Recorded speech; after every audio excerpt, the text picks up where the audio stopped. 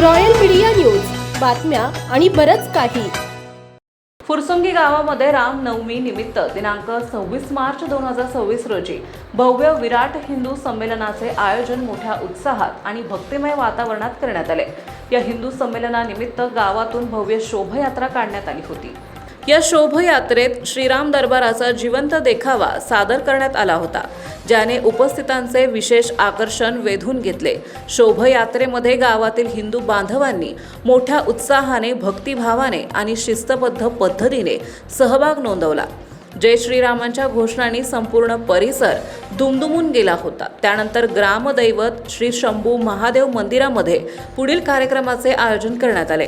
या कार्यक्रमात विविध मान्यवर वक्त्यांचे मार्गदर्शनपर संबोधन झाले. आपल्या गावचे भाऊ महाराज फुरसुंगीकर यांनी तमाम हिंदू बांधवांना हिंदू धर्म, संस्कृती आणि एकतेचे महत्त्व याबाबत सखोल मार्गदर्शन केले.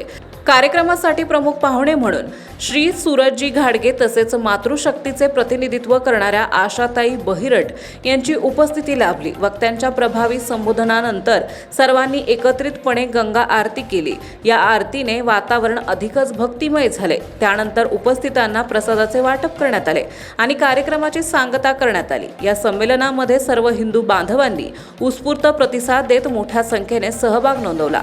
कार्यक्रम यशस्वी करण्यासाठी गावातील सर्व नागरिकांनी मनापासून सहकार्य केले.